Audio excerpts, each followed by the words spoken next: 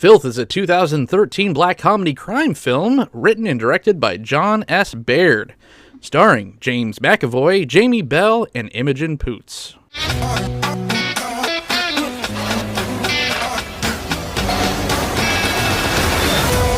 What does that make me then? You're a policeman. Bingo.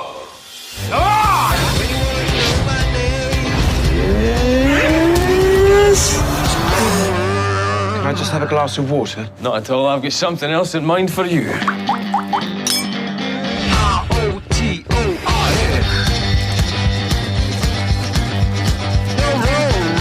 Welcome back to the Cult of Films. I'm John, the host, and once again, I'm joined by Zack Taylor. What's up, you filthy man? What's up, man? I took a shower today, so I'm not super filthy, but did my best to stay clean. Okay, all right. Well, got my water. I'm stanky enough for the both of us, I guess. Zack, this is a Zack Taylor choice, and thank you so much for telling me about Filth. Yeah, man. Like, I saw this movie close to when it came out. I saw a trailer for this, and I was like, this is a movie I've got to see. Like, I like James McAvoy. I think he's a great actor, and I was like, this looks like, I want to say it looks like it'll be fun, but then I got into it and I was like, oh. It's the season, love and understanding. Okay. I was like, okay. Yeah. It is interesting. He's almost too good of an actor, I think, at this point. He's on like a different level. Mm-hmm. And the way that he was able to disappear into this role makes me question him as a human being.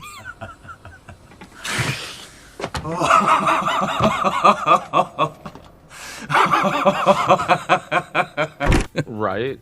Like, it's just, he was on such another level than everyone else in the movie. And not to say there were any bad performances in the movie, but he was just on point. Yes. Yeah. He puts on a clinic, like he puts on a clinic in Split. Mm-hmm. And that performance and that movie is so lauded. Like, everyone's just like, oh my God, he did such a fantastic job. He played like 12 different people in Split. He plays like 4 really fleshed out horrible people in this movie so well. Like, he completely disappears or reveals himself. I don't know. Right. I'm gonna be honest, it took me about 10 minutes to settle in, because it starts off basically he's like walking around doing an inner monologue, flipping off kids. It's almost like the opening scene to Despicable Me. Bad day. It's about time that I get my way. Steamrolling whatever I see. Despicable Me. I kept hearing Pharrell in my head. Yeah. You know, and I'm just like, okay, so it's Despicable Me. And then there's this scene where he sits down. He's a detective, and he sits down and he's doing the whole like quick fire inner monologue, introducing his friends, and it felt almost like Scottish Anchorman, and I'm like, okay, I've seen this movie a million times already. Like, this, I it's fun, it's quippy or whatever, but I'm in for something pretty unoriginal. And then he and Jamie Bell go to bust an underage girl, and that movie just reveals itself to be just set up that nothing is off limits in this film. Yeah. Can you imagine what his posh pals would say if they found out that his wee princess was riding all the low-life scum he gets paid fortunes for to keep out the neck? Yeah, like at first when I started watching, I was like, this is going to be like The Guard. I don't know if you've seen that movie with Don Cheadle and Brendan Gleeson, where he's kind of a corrupt cop. He does some messed up stuff, and like, you know, I think it's interesting, you know, when he's naming off all the characters, because, you know, he's talking about he wants this promotion. He's like, okay, these are the people I'm up against. These are their weaknesses. I'm going to have to take them down. These are the chances that they're going to do it. I'm like, okay, like this is going to be. But then he, you know, starts talking about the games. Mm-hmm. And it's just like he's running all these scams basically against them. And it's like work politics, except taken to like a nasty level. It's Snatch meets Train Spotting with Jackass in there, because Yeah. you're literally watching like a good 45 minutes of this movie is pranks. And to say that on paper, that sounds so stupid, but it's so good. It's executed so well. They're such horrible pranks, and it's just like, how would anyone do this? And I'm just like, how does he keep up with all this stuff? Right? Yeah. Like it's just saying. And it's funny that you mentioned Train Spotting, because this is based on a book by Irvine Welsh that he also wrote Train Spotting. Yeah, and I like how John S. Baird basically said, yes, we're going to get those Train Spotting comparisons, but his kind of reference point was more Clockwork Orange. When he said that, it completely opened up a lot more for me, because, yes, the way it's shot, it's like kind of fast and frantic. Yeah, it's real like rapid fire. Yeah, it's like Go or Snatch or whatever, but it's also like Clockwork Orange. How did you hear about this film? I just watch a lot of trailers on YouTube. Sure. And that's how I heard about it. That's how I hear a bunch of like these movies, and like I'll hear about a movie and like I'll kind of write it down, and then its release will come and go. And I'm like, oh, and then I'll see it's like, oh, this is on video, or it's on demand now, and I'm like, oh, I'll check this out now. Yeah, because I mean, my ear's pretty low to the ground, like as far as these kind of films go, and this one just completely fell through the cracks for me. James McAvoy definitely is the headliner, but what a supporting cast. It's like the who's who of British comedy. Oh, yeah, for sure. Oh, there's so many good performances. Imogen Poots is in here. I love her, especially from like Green Room. But her and James McAvoy have a scene in this that's like almost better than the scene from like A Marriage Story, like where they're just like riffing off of each other, and it goes violent, it goes sad, it goes funny. But that's the hard balancing act that's almost impossible to maintain, that other films can never do. Is it always has this tone of comedy, no matter what, if it's sad or horrific, and it maintains that perfectly throughout the entire run. No, I agree. Like when it starts to get kind of serious, there'll be some jokes or something, or an off-color office party game going on or something like that. Like, and that scene with Imogen Poots was just, it's nuts, because at first he starts off yelling at her and violent, and then he just like breaks down, and he's really like starting to realize what's happening to him. I used to be good at this job, Amanda. I used to be a good person. Yeah, I heard that. And then something snaps him, and then he just goes insane again. I'm really worried about you. I don't think you're fit for work at the moment. Go up there and suck someone's cock and stop playing the amateur fucking psychologist, you evil witch! Be able to just snap like that as a character, for an actor, that's pretty good. Like it's definitely one of the standout scenes in the movie for me. It's the most Oscar baity. I think one of my favorite scenes, and not to mitigate how great it is, because it is great. The scene that completely exemplifies the entire film is where he is watching a home video of his wife and daughter while masturbating and prank calling his best friend's wife. Yeah. Which is just nuts. Madcap. Like he's got it on pause, and he's like, yeah, it's crazy. Like the depravity this guy gets into. Like at first you think, well, this guy's just kind of an asshole, but like part of the stuff where he was talking to Imogen Poots, he's like, I used to be good at this job. I used to be a good guy, right? And like I definitely think. And I guess we'll get to kind of spoilers here. He acts like he's still with his wife to all of his colleagues and whatnot. You're lucky. Carol's great. She's a real beauty as well. Aye. I'd say you're right on that. You two still as happy as ever? Couldn't be happier. How old? 7. Stacey's 7.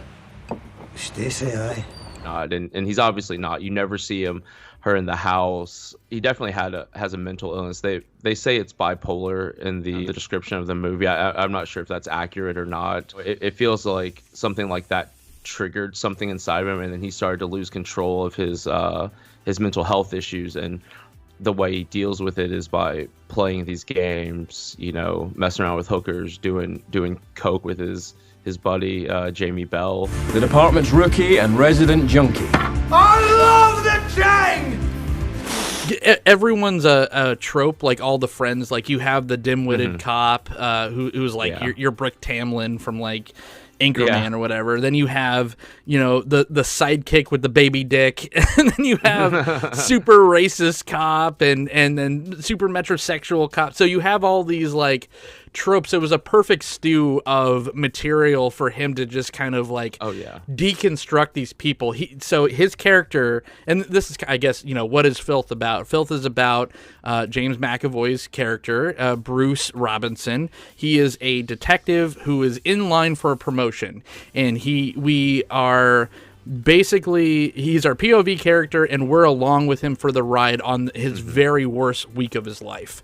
And most destructive or self-destructive. So he's got this troubled past, and all that kind of unravels as the movie goes on. Like you said, at first it's just like, oh, this guy's an asshole, but it's the reveal of why and his effect not only on himself but everyone around him, because. Right.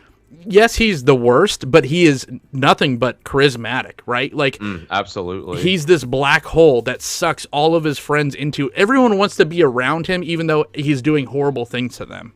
Right. Yeah, he's definitely like a master manipulator, super charismatic. Everyone seems to love him. I think that comes from when he was a decent guy and he was a good cop, and he's just realized that he can abuse this.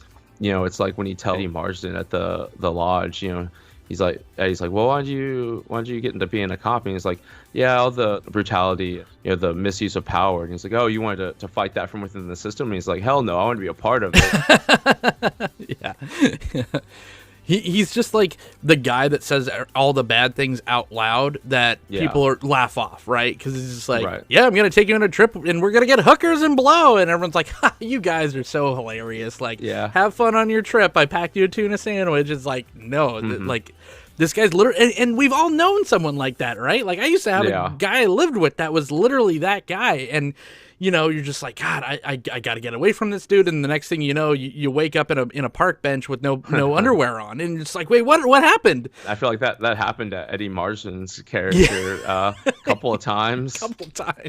He's so good too. I love Eddie Marsden. Like, he plays so many different roles. Like sometimes he's like the Nazi bad guy, and sometimes he's like the unassuming friend, or sometimes he's like a judge or something. Like he's always great. Yeah, we could talk 4 hours about how great James McAvoy's character is. Yeah, but he's literally playing 4 different people, because there's different levels and layers that he morphs into depending on who he's around. So when there's no one around, he's completely deconstructed mess, like Joker type insane asylum, level shit. But then he's able to flip that switch and sit down at a table with colleagues and be like, hey buddy, I'm your best friend. While he's like cutting the whoever like got up from the table and left, he's cutting that person down, and he's like 8 steps ahead of everyone. What's up, Will? Never got a good word to say about anybody, that guy. Ducky Coleman. Stab you in the back without even thinking about it. Catholic, you see? Flips to the good cop when he's trying to save that woman's husband. And, he has a heart attack, and I think that's the genuine goodness that, like that shred of humanity left in him is trying to do something good with his life, to kind of not actually redeem himself, but maybe something like that. It's just, like I said, that remnants of humanity that he still holds on to. And I didn't read the book, and I don't know if you did. I did. Do you remember any kind of similarities or things that you liked more in the written form rather than the film form, or vice versa? The book is absolutely more graphic than the movie. If you can believe that. One of the big changes, and I don't think this necessarily changes the outcome of the movie, but in the book, if I recall it correctly, like he's the one who actually kills the kid in the beginning, and then kind of his cop buddies are, out of pity, out of maybe camaraderie from like the person that he used to be, kind of try to cover him up and shield him from a little bit. And then like it comes out in the end, I believe, what happens. I don't remember the exact ending. I mean, I believe it ends, his end comes in the same way, into the Chuck Palahniuk stuff. Like it's definitely worth a read if you're into that. So the same rules apply is what you're saying. Yeah, basically. And again, this is coming from someone that did not read the book at all, so I have no idea.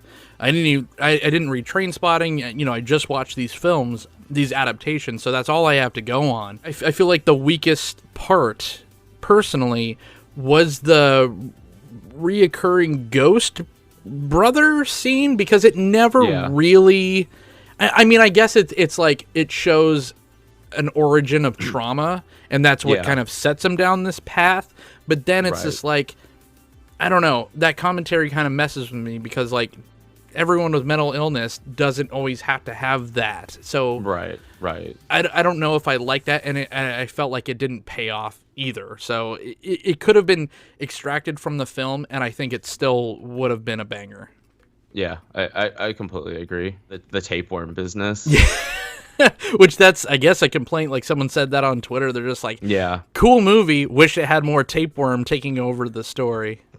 I just don't know how you would have filmed that, right? And I read somewhere where someone said that for a long time they thought this book was unfilmable as a movie, adapting it. And in adaptations like that, you're not going to get everything. The book's probably always going to be better. Like I don't think it was necessarily it was necessary.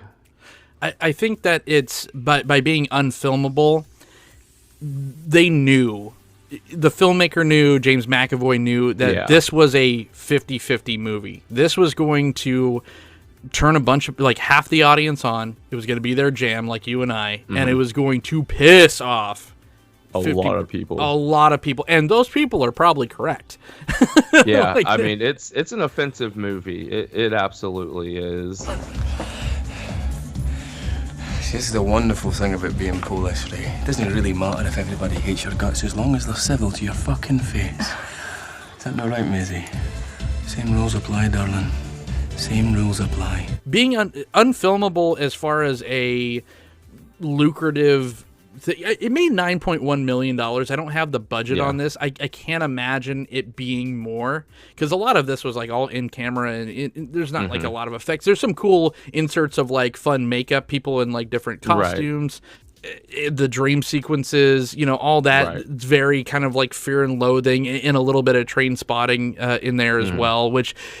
No, it doesn't feel like Trainspotting, but it feels like the same person wrote it. So, and you start to see more and more of those incidents happening as the movie progresses, and he's starting to unravel more and more. There are the sequences, where it's his wife talking about, how they keep their marriage together and stuff. And these scenes are filmed very beautifully, but at the same time, it's kind of hazy. Yeah. And it's like, is this reality? Like, you definitely know something's going on there. And the thing that really tipped me off finally, when I was like, wait a second, something's really not right, is when she gets in the cab and she's with the cab driver and they're all singing and all that. But the next day when he like wakes up in the car and he's throwing up, he's in the passenger seat. Yes. Where she was. And I was like, huh. I was like, that's interesting. Why would he be in the passenger seat? Yes. That's almost like a very Lynchian trope, where you get to see the film, the kind of literal and figurative makeup run, right? It's just like everything is super gorgeous, is whenever he's thinking about his wife, and then towards the end of it, it is grimy, it is crazy, it just turns so dark. And that's kind of how, you're along for the ride in his psyche, and that's kind of how his mind is just completely falling apart. And I think that the biggest success of this film is them not making his character redeemed at the end. He is he has made the choice subconsciously, voluntarily or not, to be complete, there was no redeeming him. He has kind of crossed that line, and he crosses that line in the scene, at the 10-minute mark. Really, you as an audience, you are not allowed to root for him anymore. No, and I'm so glad they stuck to their guns with that, because in a lesser movie, he would have answered the door and started a new life with these people. I really felt like they were setting that up. And it just didn't happen. And I was like, yeah, like you said, in a lesser movie, that people crave these happy endings. And real life doesn't always end happily. And that's why I'm kind of more drawn to movies where it's actually get the happy, you get a more realistic ending like that. The farewell to his best friend, the apology. And everyone else, he's just like, whatever. Like, screw off. Which again, I liked. It felt more realistic in a crazy, unrealistic type of movie. This is a fever dream of a film, right? And I like that also. Like his sidekick, the coke head kind of frat boy, baby dick. He ends up getting the promotion, and then he's kind of like throwing it in his face a little bit. And he's kind of like, the hookers and the blow. He's like, that's not going to happen anymore. Hey, little piggy, he learned from the best. Yeah, yep. That's exactly what happened. Oh, it's so good. Really good score. Insert bops at the right moment, and I don't love that all the time, but they made a good choice in music on this one. Yeah. I think one of the best choices or music choices is when they're playing Creep. But I'm a creep. I'm a widow. Right, Lindsay. And all that, because the thing is, he's not a redeemable character, but I think he realizes what he is, like, and who he is, and he knows. And I think that's why he makes the choice he makes to hang himself, is he knows that there is no redemption for him, that if he keeps going on, he's just going to make people's lives worse. And like I said, he knows he's not going to change. It was the first unselfish act, which right in any other circumstance, that's taking your own life is the most selfish thing you could do. Right. Ever. I totally agree. In this character, it was the most unselfish thing he could do for that family. Stay the fuck away from them. Yep. Because I think he knows he's gonna ruin their lives. Yeah, and that was what was so heartbreaking, because there's like moments of when the real him kind of seeps out a little bit, and people, he'll get into it, like heated arguments or whatever, and they'll just start walking away, and he'll grab them and be like, "Don't leave." And he does that more than once, and I know. Oh my god, I got so glassy-eyed a couple times, because he knows, like, it's the self-awareness. Like, he's literally on the Titanic watching it sink, and he can't do anything about it, and no one can help him. Right, and I think that's part of the trauma of losing his wife, to divorce. Like I'll get a little personal. I've been divorced, and that feeling of aloneness that comes with that, it's something that's hard to get over. And I think that's a lot of why he's like, just please stay with me. Just stay with me. Oof. And rightfully so. Most, like all of them, except maybe, that family later, are just like, no, why would we? Why would we invest any of us in you being who you are, Yeah, exactly. It's a tall order making James McAvoy look anything but sympathetic. He just has those puppy dog eyes. Yeah. In everything. Yeah, like he seems like a guy you just want to like. Like, I've seen him in interviews and stuff, and he seems like a genuinely nice guy. But in this, it's just like, you look at him and you're like, throughout the movie, and you're just like, this is not a guy I can sympathize with. Right. Like, he's just a total jerk and he's manipulative, and it's just like they had to really, proverbially rub his face in the dirt to make him less sympathetic, because he just has that built in, whether it be his look or just his demeanor, like you said, just consummate nice guy. One of the tricks that they employed was he was hungover almost every day of shooting. Yeah, that'll do it. That will do it. And looks it. Like, definitely. Yeah, he definitely looks worse for the wear. Because even in Wanted, where he's a bad guy, you still kind of root for him, right? And like here, there's just none of that. No, definitely looks like he's been on a bender, and I don't know how long they filmed this, so I hope his liver has had time to recover. Right? But man, you smell him through the TV. Yeah. It's for sure insane. Practical makeup? No, it's actual makeup. Yeah, this has a stigma of being samey. It's grouped into other like movies. Yeah, I think that's incorrect, and we've already went over why that is incorrect. I think this movie stands on its own. It's definitely not for everyone. But who would you recommend this movie to besides people like me? And that's why we're doing a show about it. Right.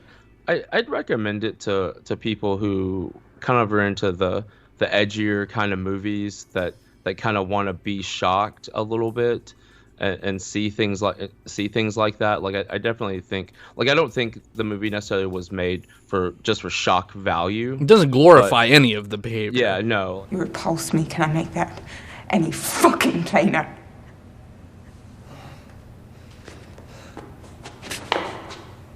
You see the path of destruction, but I think if you're into that kind of thing, if you're an Irvine Welsh fan, I think you'll like that. I think people who like Fight Club would be into this kind of movie as well. And the same fans would probably not get it as well.